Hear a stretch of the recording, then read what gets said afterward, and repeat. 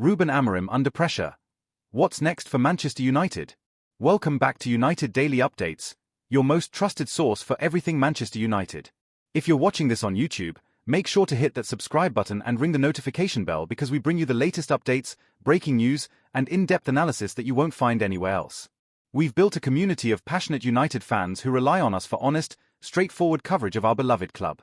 Today, we're diving deep into one of the most pressing issues facing Manchester United right now.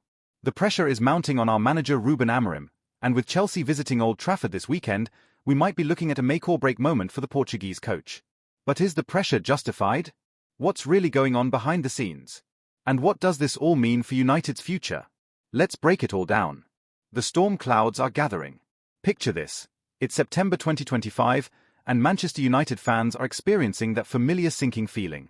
We're sitting 14th in the Premier League table after just 4 games, with only 4 points to show for our efforts. Sound familiar? Unfortunately, it does. Ruben Amorim took over from Erik ten Hag with so much promise. Remember the excitement when he first arrived? The Portuguese manager had done wonders at Sporting CP, playing attractive football and developing young talent. United fans were hopeful that he could bring that same magic to Old Trafford. But here we are, months later, and the results simply haven't followed. The numbers don't lie, and they paint a concerning picture for any United supporter. The numbers game. Why Amorim is under fire. Let's talk facts because numbers don't have emotions or bias. Since Ruben Amorim took charge of Manchester United, the team has managed just 8 wins from 31 Premier League games. Read that again. 8 wins from 31 games. To put this into perspective, that's a win rate of less than 26%. For a club of Manchester United stature, these numbers are simply not acceptable. We're talking about a team that has historically competed for titles, not fought to avoid the bottom half of the table. This season's start has been particularly brutal. 4 games played, 4 points earned, and currently sitting in 14th place. According to reports, this represents United's worst start to a Premier League campaign in 33 years.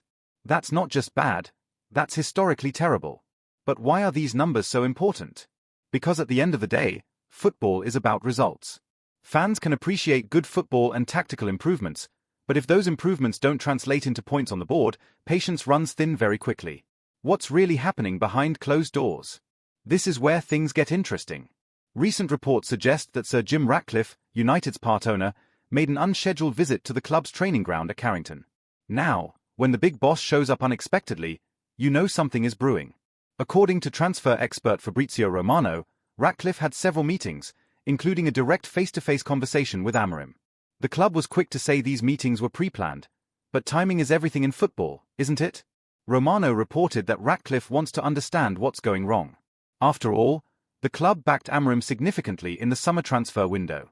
When you invest that kind of money in new players, you expect to see improvements on the pitch. The key question everyone's asking is, how much longer does Amorim have?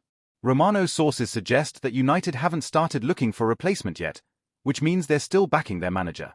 But he also mentioned that different results are needed. That's football speak for things need to change, and fast. The summer spending spree, investment without returns? Let's talk about the elephant in the room, the summer transfers. United didn't hold back in the transfer market, bringing in some significant names.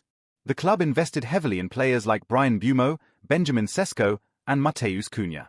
These weren't small signings. These were statement moves that showed the board was serious about backing Amorim and his vision for the team. But here's the thing about big investments in football. They come with big expectations. When a club spends heavily, fans, media, and ownership naturally expect to see immediate improvements. It's not always fair, but it's reality. The pressure that comes with big signings can either motivate a manager and team to perform better, or it can become a burden that weighs them down. So far, it seems like the latter might be happening at United. Despite having new talent at his disposal, Amorim hasn't been able to get the best out of his squad. This raises important questions about tactical setup, player integration, and overall team chemistry. The Chelsea test, a match that could change everything. This weekend's match against Chelsea at Old Trafford isn't just another Premier League fixture. According to football legend Alan Shearer, this could be the game that determines Amorim's immediate future at the club. Shearer recently stated that if United lose to Enzo Maresca's Chelsea side, he fears for Amorim's job security. That's a pretty strong statement from someone who knows what it's like to perform under pressure at the highest level. But why is this particular match so crucial?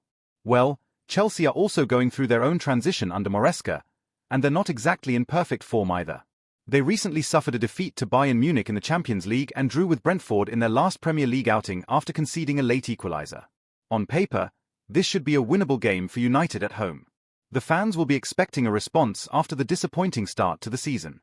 If United can't get a result against a Chelsea team that's also finding its feet, what does that say about the progress under Amorim? What Chelsea's manager thinks about Amorim? Interestingly, Chelsea boss Enzo Maresca was asked about the pressure on Amorim during his pre-match press conference. His response was quite telling and showed the respect that exists between managers, even when their teams are rivals. Maresca said he really appreciates Amorim and has watched his games since his time at Sporting CP. He called him a magnificent manager and acknowledged that all managers face struggles when starting new projects. This kind of support from a fellow manager shows that people within the game still rate Amorim highly. But respect from peers doesn't win matches or keep you in a job if results don't improve. The financial reality: what would it cost to make a change? Here's something that many fans might not consider: the financial implications of sacking a manager. According to recent reports, if Manchester United decide to part ways with Amorim, they would need to pay him a compensation package worth around £12 million. That's a significant amount of money, even for a club like United. This financial reality often plays a role in how long clubs stick with underperforming managers. It's not just about finding a replacement, it's about paying off the current manager's contract and then funding a new appointment. For United's ownership, this creates an interesting dilemma. The financial reality: what would it cost to make a change? Here's something that many fans might not consider: the financial implications of sacking a manager. According to recent reports, if Manchester United decide to part ways with Amorim, they would need to pay him a compensation package worth around £12 million. That's a significant amount of money, even for a club like United. This financial reality often plays a role in how long clubs stick with underperforming managers. It's not just about finding a replacement, it's about paying off the current manager's contract and then funding a new appointment. For United's ownership, this creates an interesting dilemma. Do they cut their losses now and pay the compensation, or do they give Amorim more time to turn things around? The decision becomes even more complex when you consider that they've already invested heavily in new players this summer. Comparing Amorim's situation to previous United managers. Let's put Amorim's situation into historical context. Manchester United have had several managerial changes since Sir Alex Ferguson retired. Each appointment came with hope and optimism, but not all worked out as planned. David Moyes was given less than a season before being shown the door. Louis van Gaal lasted 2 years despite playing some uninspiring football. Jose Mourinho had some success but eventually fell out with players and management. Ole Gunnar Solskjaer was given plenty of time due to his connection to the club but ultimately couldn't deliver consistent results. Erik ten Hag started well but couldn't maintain the momentum. Where does Amorim fit into this pattern? He's still relatively early in his tenure, but the pressure is mounting quickly. The question is whether United's hierarchy has learned from their previous experiences and will give him more time to implement his vision, or whether they'll act quickly if results don't improve. The players: are they buying into Amorim's vision? One crucial factor that often determines a manager's success or failure is whether the players are fully committed to their approach. From the outside, it's difficult to assess the relationship between Amorim and his squad, but results on the pitch can often tell us a lot about what's happening behind the scenes. The body language of players during matches, their effort levels, and their ability to execute tactical instructions all provide clues about whether they believe in their manager's methods. So far this season, there have been concerning signs that suggest not everything is clicking between Amorim and his players. The 3-0 defeat to Manchester City in the derby was particularly worrying. It wasn't just the scoreline, it was the manner of the defeat. United looked disjointed, lacking in confidence, and unable to implement any clear tactical plan. These are warning signs that any manager would be concerned about. Fan reactions: the voice of the supporters. Manchester United fans are known for their loyalty and patience, but even the most dedicated supporters have their limits. The reaction from the fan base has been mixed, with some still backing Amorim while others are starting to question whether he's the right man for the job. Social media has been buzzing with debates about Amorim's tactics, team selection, and overall approach. Some fans point to the need for more time to implement his system, while others argue that the basic requirements of competitive spirit and organization should be evident regardless of how long a manager has been in charge. The atmosphere at Old Trafford during home games has also been telling. While supporters continue to back the team during matches, there's an underlying tension that's becoming harder to ignore. United fans want to see progress, even if it's gradual, but the current trajectory is causing concern.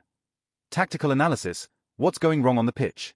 From a tactical perspective, several issues have become apparent during Amorim's time in charge. The team often looks confused about their roles and responsibilities, particularly in defensive situations. There seems to be a disconnect between what Amorim wants his players to do and what they're actually executing on the pitch. The attacking play has been particularly frustrating to watch. Despite having talented players in forward positions, United have struggled to create clear-cut chances and score goals consistently. This suggests either a problem with the tactical system or issues with player confidence and understanding. Defensively, the team has looked vulnerable to counterattacks and has struggled with set-piece situations. These are fundamental aspects of the game that any well-organized team should be able to handle, regardless of their tactical approach. The pressure cooker: how managers handle intense scrutiny. Managing Manchester United comes with unique pressures that not every coach can handle. The media attention, fan expectations, and internal pressure from ownership create an environment where every decision is scrutinized and every result is analyzed in detail. Some managers thrive under this pressure, using it as motivation to push themselves and their teams to higher levels. Others struggle with the intensity and find it difficult to make clear decisions when every move is being watched and judged. How Amorim handles this pressure over the next few weeks could determine his long-term future at the club. His ability to stay calm, make smart tactical decisions, and communicate effectively with his players will be crucial. What happens next? Possible scenarios. Looking ahead, there are several possible scenarios that could unfold for Amorim and Manchester United. Scenario 1. Immediate improvement. If United can get a positive result against Chelsea and build momentum from there, it could buy Amorim valuable time to continue his work. A few good performances and results could completely change the narrative around his tenure. Scenario 2. Continued struggles. If the poor results continue, particularly with a loss to Chelsea, the pressure could become unbearable. The club might feel forced to make a change to try to salvage the season. Scenario 3. Gradual progress. United might show some improvement without dramatic results, leading to a period of cautious optimism. This could give Amorim breathing room while still maintaining pressure to deliver better performances. Scenario 4. Long-term support. The club might decide to back Amorim regardless of short-term results, believing that his long-term vision is worth the temporary struggles. This would require significant patience from all stakeholders. Lessons from other clubs: how other teams handle similar situations. Looking at how other big clubs handle similar situations can provide insight into what might happen at United. Some clubs are quick to make changes when results don't meet expectations, while others show more patience with their chosen managers. Arsenal stuck with Mikel Arteta through difficult periods, and it eventually paid off with improved performances and results. Liverpool gave Jurgen Klopp time to implement his system, and it led to tremendous success. However, there are also examples of clubs that waited too long to make changes and suffered as a result. The key is finding the right balance between giving a manager time to succeed and recognizing when a change is necessary for the good of the club. The bigger picture: what this means for United's future.